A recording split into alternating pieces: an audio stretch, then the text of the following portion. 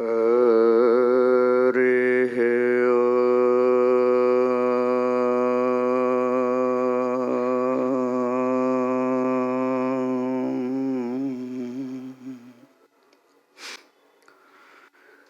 ॐ भद्रं नो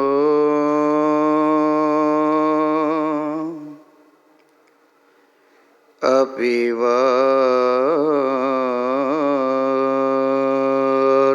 वातयमनः ॐ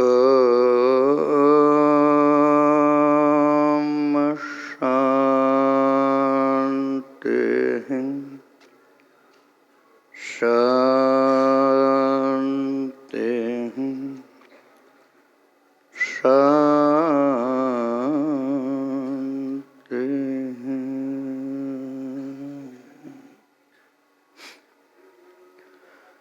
ओम शिव शिव शिव शिव शिव शिव शिव शिव।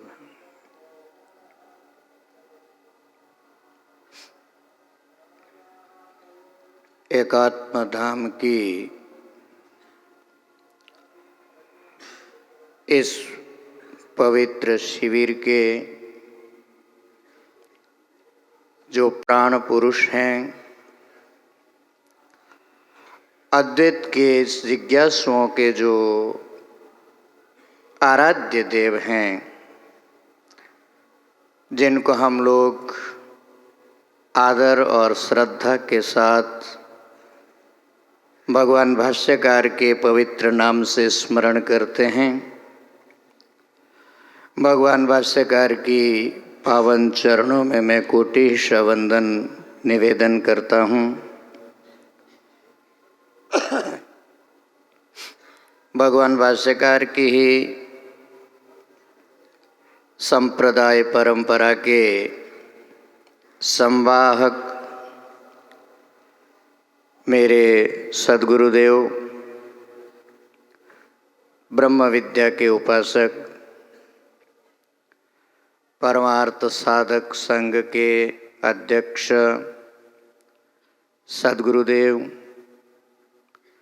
जिनको लोग परमादर्श आचार्य महामंडलेश्वर श्रीमद् स्वामी प्रणव चैतन्य पुरी जी महाराज के नाम से जानते हैं, भ्रातर वंदनीय गुरुदेव की पावन चरणों में मैं कोटिश वंदन करता हूँ। आज का जो वक्तव्य विषय है, गुरुदेव जिस विषय के ऊपर हम सब लोगों का मार्गदर्शन करेंगे वो आप सब लोगों को सुविदित हैं। ब्रह्म जिज्ञासा, जो ब्रह्म सूत्र के प्रथम सूत्र आता तो ब्रह्म जिज्ञासा, इसको आधार बना करके विचार हम सुनेंगे। इस प्रतिपाद्य विषय से संबंधित कुछ दो तीन चीज़ें मैं आप लोगों से निवेदन करके अपनी वाणी को पवित्र करना चाहता हूँ। बाद में गुरुदेव के वक्तव्य को हम लोग श्रवण करेंगे।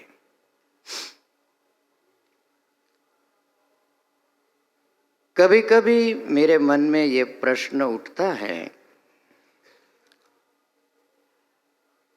आखिर साधक जो अवांग मनस गोचर तत्व है, जो मन और वाणी का विषय नहीं है, अतीन्द्रिय तत्व है, उसका जिज्ञासु बनता कैसे है? क्योंकि हमारी सहज प्रवृत्ति है, जो हमारे इंद्रियों की रेंज में होता है उसके बारे में जानने की, समझने की एक जिज्ञासा हमारे भीतर प्राकृतिक रूप से पैदा होती है। अवांग मनस गोचर तत्व भी कभी जिज्ञास्य हो सकता है क्या? ये प्रश्न ग्रंथों में भी बहुधा उठाया गया, ब्रह्म जिज्ञासा के प्रकरण में भी उठाया गया, और इस प्रश्न का उत्तर देने की जिम्मेदारी गुरुदेव की है, मेरी नहीं। इसलिए मैं उस प्रश्न का उत्तर तो नहीं देने जा रहा हूं, परंतु हमारे शास्त्रकारों ने कुछ अद्भुत तत्व प्रतिपादित किए ब्रह्म जिज्ञासा के विषय में,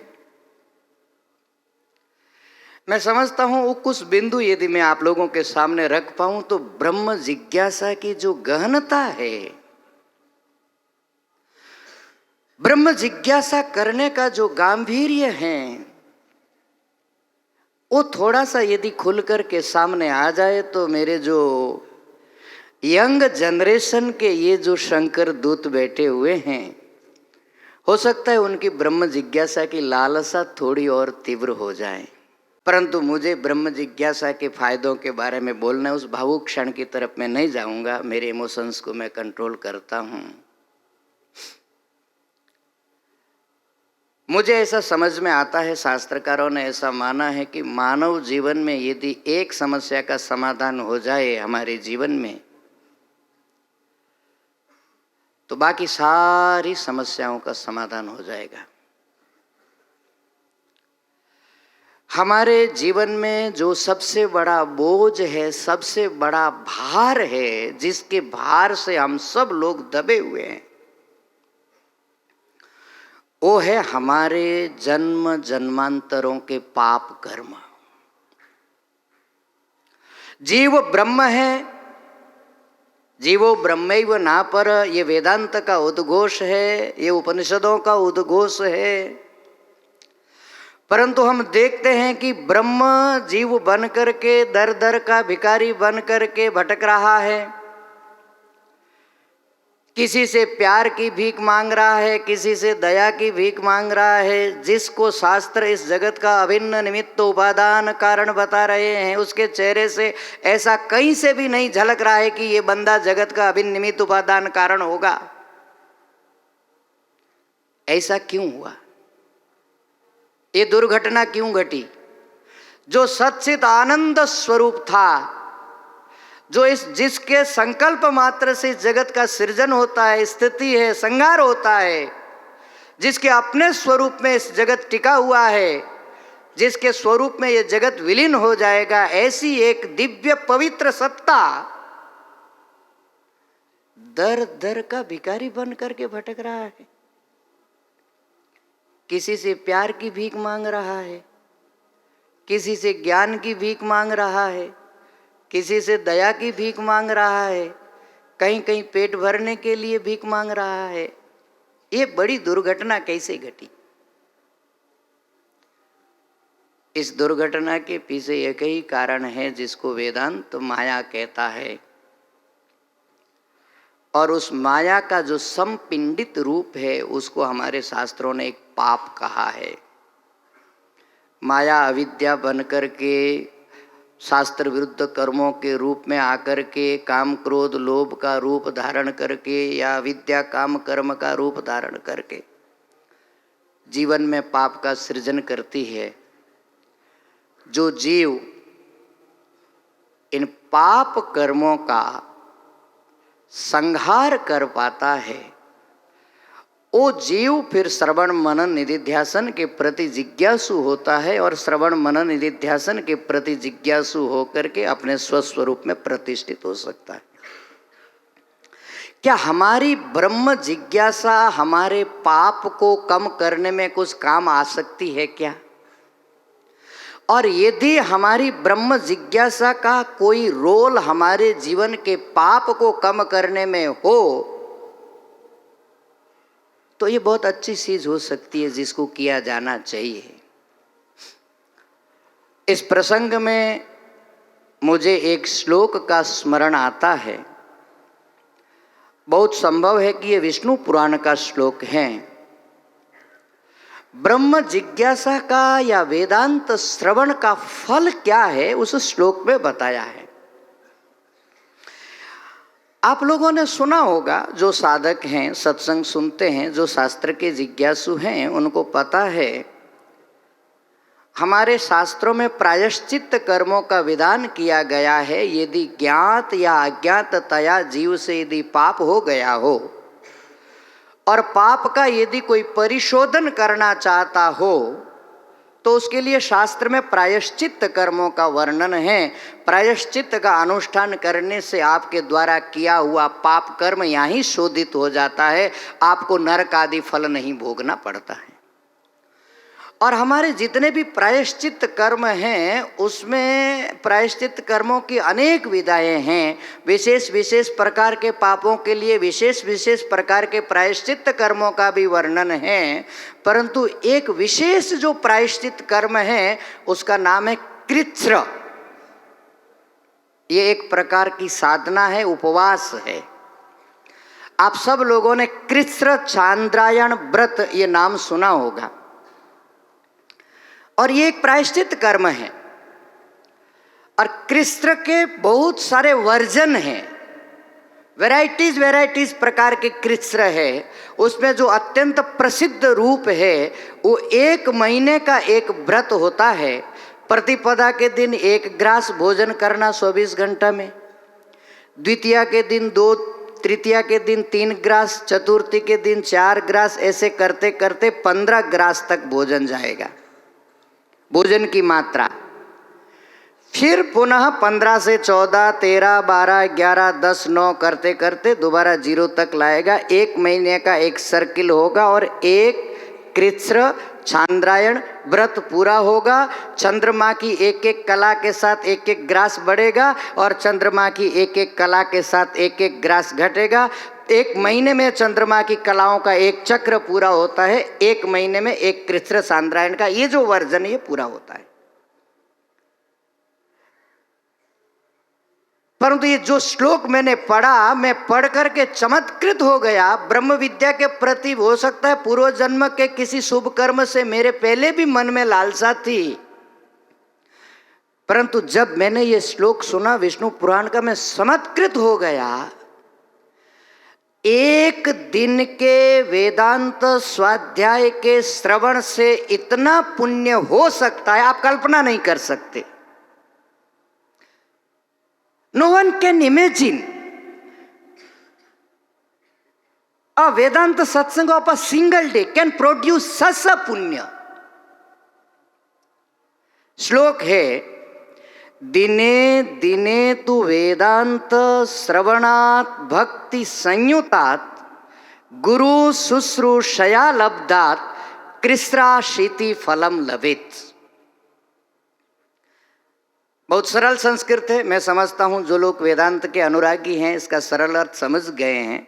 दिने दिने तु वेदांत श्रवणात्, जो साधक निष्ठापूर्वक प्रतिदिन वेदांत विद्या का श्रवण करता है, दिने दिने तु वेदांत श्रवणात्। किंतु वेदांत श्रवण के साथ कुछ कंडीशन जुड़ी हुई है, 2-3 कंडीशंस हैं। क्या है? भक्ति संयुतात्, केवल बैठ करके सुन लेने भर से नहीं होगा। वेदांत विद्या के चरित्र में और दूसरी विद्याओं के चरित्र में यही फर्क है। ये जो कंडीशन जुड़ी है ये हो सकता है दूसरी विद्याओं के लिए भी जरूरत है इनकी, परंतु वेदांत विद्या का श्रवण करना हो, ब्रह्म जिज्ञासा के पथ पर आगे बढ़ना हो तो साधक को ये कंडीशन पूरी करनी पड़ेगी, नहीं तो वो फल नहीं मिल सकता जो ब्रह्म श्रवण का, वेदांत श्रवण का प्रमाण शास्त्रों में लिखा है। दिने दिने तु वेदांत श्रवणात् भक्ति संयुतात्। पहली कंडीशन है आपके मन में इस वेदांत विद्या के प्रति, इस वेदांत विद्या के फल के प्रति, इस वेदांत विद्या के उपदेशक आचार्य के प्रति, इस वेदांत विद्या की संपूर्ण संप्रदाय के प्रति यदि भक्ति हो, श्रद्धा हो, निष्ठा हो तो ये जीवन में वेदांत विद्या आपको फल देगी। भक्ति संयुतात्। और जिसका हृदय भक्ति से संयुक्त नहीं है, जो केवल इंटेलेक्चुअल इंटरेस्ट के कारण वेदांत विद्या को पढ़ रहा है, उसको वेदांत के सिद्धांतों का ज्ञान हो सकता है, ब्रह्मोपलब्धि नहीं हो सकती। भक्ति संयुतात्, ये पहली कंडीशन है वेदांत श्रवण की। मैं ये बात इसलिए सुना रहा हूं क्योंकि शंकर दूत बहुत से महापुरुषों के श्रीमुख से वेदांत का श्रवण कर रहे हैं, परंतु जिन योग्यताओं के साथ श्रवण करना चाहिए उधर यदि हमारा ध्यान जाए तो हमारी विद्या और वीर्यवत्तरा होगी। दूसरी कंडीशन है गुरु शुश्रूषया लब्धात्। ये विद्या ऐसी नहीं है कि आपने फीस भर दी और प्राप्त करके आ गए।